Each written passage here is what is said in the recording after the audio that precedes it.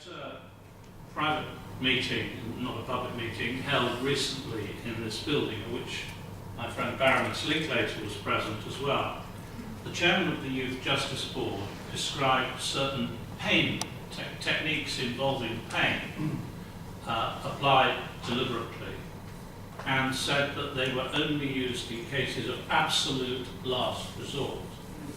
In extremis was the way she put it, thank you.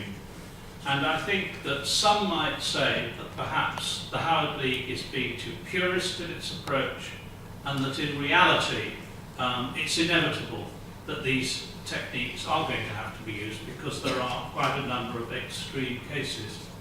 First of all, would you comment on that? And secondly, in this context, do you have any evidence to give about whether the pain distraction techniques, circumscribed as they are by regulations, are in fact used within those circumscribed limits or exceeded? Quite difficult for me to comment on that. Clearly the latest version of the PCC manual still includes the rib distraction technique and the thumb distraction technique. I frequently see descriptions, particularly of the thumb distraction technique, and I'll talk to children who seem to describe that being used in circumstances where it doesn't see, where it's about not going to bed rather than a life or death situation. But again, obviously, without seeing the CCTV, I've never ever been disclosed CCTV in any of the cases where we've asked for it. It's actually very difficult to comment. But they do seem still to be used, not just in really extreme situations. But the other point I'd make, which troubles me perhaps even more, is what some of the young people I work with are describing seems to be completely outside anything that you'll find in here. Children telling me that they've had people with hands around their throats, slaps in the face, hair pulled out, faces bashed into walls. That kind of behaviour, which seems to be like a chaotic fight, rather than trained professionals trying to avert disaster, is extremely worrying. Do you think the availability of restraint techniques, including pain, invites restraint? I ask the question because some of the children I met during the evidence gathering suggested that being restrained was a badge of respectability, a sort of rite of passage through which particularly some young men, some boys, felt they had to go to attain credibility among their peers. Certainly, we know that around 11% of young people in custody are being restrained. We were told 12%. Sorry, risen to 12% from 11% last year, yes. So it's still very, very prevalent, so it's something that is being seen. It's interesting, I was talking to a young person very recently. He said that watching people being restrained made him feel very fearful it could be you, but on the other hand, it also gave a sense of excitement, because actually it broke the border. Children who have been cooped up in confined spaces doing repetitive activity, it's something finally is happening. That seems to be a very sad indictment of a system where actually the most exciting thing to happen is quite obscene violence on a young person.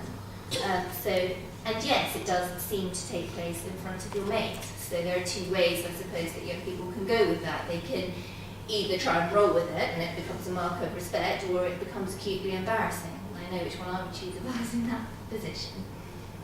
Lawyers like you and I are bound in terms of litigation by the instructions we've given by our clients. Yes. But campaigners and commentators like you and I, in our other roles, possibly have to apply a degree of cynicism to the instructions that are given by clients. Can you give us the reassurance that in presenting your evidence, you have applied the necessary test of general credibility and taken account of the possibility that a number of your informants may not have been telling you the truth? I work exclusively with children, as you know, and so that's a challenge that I have to rise to every day. And one of the ways that I do that in these particular cases is to get the incident reports. And actually, most of the arguments that I advance will be from the notes and the reports received from the institution itself, from the comments recorded by officers, rather than just the client's instructions, because clearly those are always going to be a matter of dispute, whether or not I believe them. On the whole, the establishment doesn't. So generally, disappointingly, there seems to be enough evidence from the records from the establishments themselves to advance the case, although it is extremely difficult area to... Now, interesting though this colloquy is for you and I, is there anybody behind you, or is there anybody who wishes to put or have put any questions to Laura James? I've got plenty of others, but I thought I should give others the opportunity. Right, in which case, can I ask you a question about culture? I would hope, I think everybody would hope, that the culture in secure training centres and prisons would be against these faults, particularly as many of the cohort we're dealing with have been subjected to force and abuse of various kinds in their everyday lives out of custody. Can you make a comment upon the general culture, and I know this is bound to be a generalisation and may not be accurate in relation to some places, in STCs and prisons regarding the use of force? Yes, I mean, this comes up in a lot of my cases. You know, I represent lots of young people in relation to their parole matters, and of course, you know, a big aspect of what you do preparing for those cases is looking at the ability of the young person to develop pro-social views and a violence-free life. And one of the things we have to look at is the context in which they're trying to learn those skills. And actually, young people say it's very confusing when they are, you know, sent off to do offending behaviour work, to, you know, do these hypothetical examples about how you live an offence-free life and how you avoid violence, how you avoid conflicts, when on the way to doing your course you're hearing a first response, and on the way back you're hearing another one. You know, and so that culture of violence and that young people actually witnessing violence on sometimes a daily basis must have, I would submit, some effect on their ability to actually develop a pro-social attitude.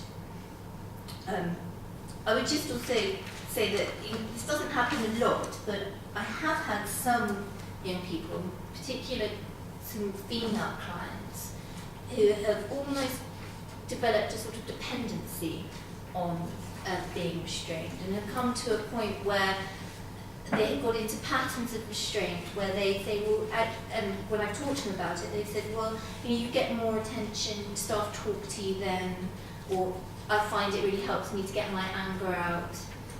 Equally then talking to their mothers, because one thinks, well, you know, is this an environment that they've come from? Mothers who are really worried about that kind of cycle and dependency developing, and fearful about how they will be able to manage a child who's become used to pattern of violence when they return home.